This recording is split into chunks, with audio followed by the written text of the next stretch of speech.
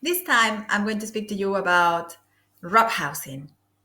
And why roughhousing? Because it has been extremely helpful in these times of crisis. Uh, the main reason why it's been helpful to me is because I have a child who is a little bit angry. Um, I have a daughter and a son. My daughter gets a little bit emotional sometimes. My son gets a little bit angry. So, the best way for me to deal with his anger is to give him more love and attention before he gets into fights or into arguments with either myself or my daughter.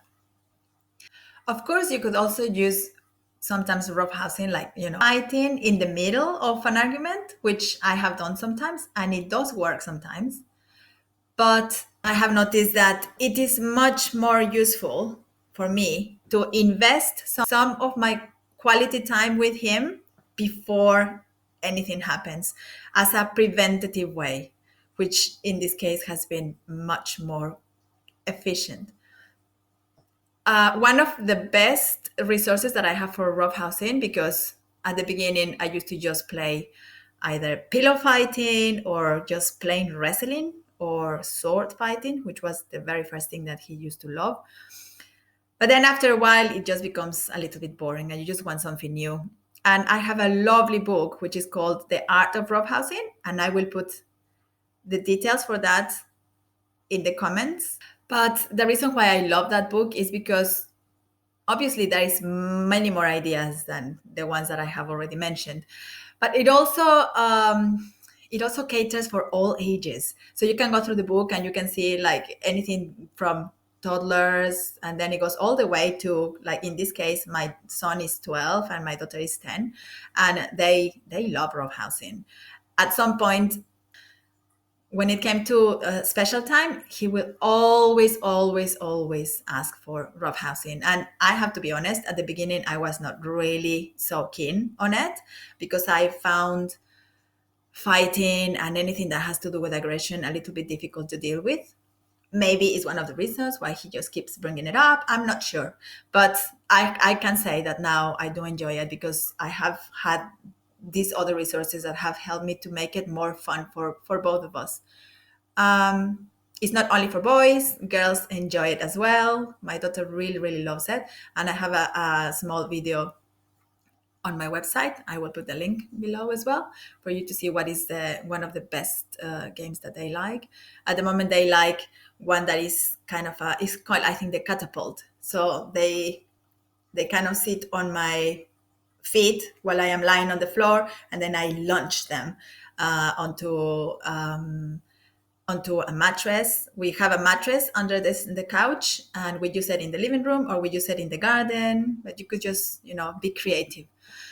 I have to say there are some crazy ideas in that book as well. Something like, coming down the stairs with the mattress. We haven't done, but yeah, there are some really good ideas for just give it a try and feel free to play and become a child again.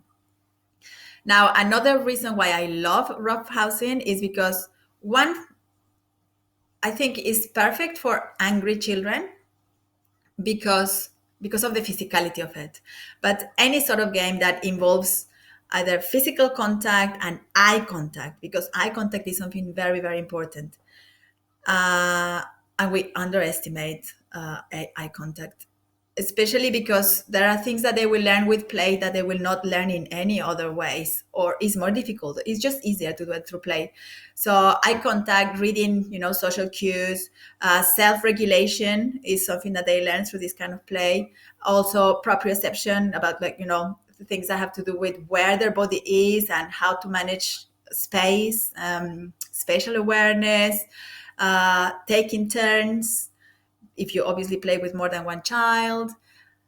And well, the most important thing for me in this moment is like self-regulation, because it's such a good skill, and it's only when going through the feelings that you can learn to regulate those big feelings. And at this moment in time, a lot of people have obviously big emotions, and we are stressed. We're in these times of confinement, and it's very difficult sometimes to keep our cool.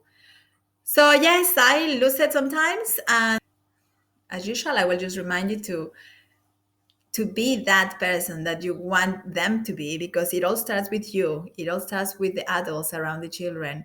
And until we don't know how to manage those big emotions and those transitions and those, moments of despair, they will not know how to do it if they don't learn it from you. So sources that I have for nurturing that relationship in a fun yet physical, and it helps you also to build strength, um, to bounce back, to be resilient.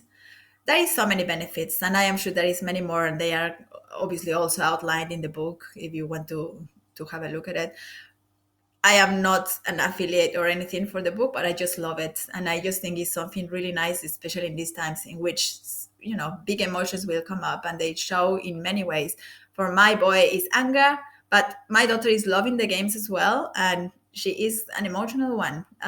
So it's just about feeling those emotional needs first.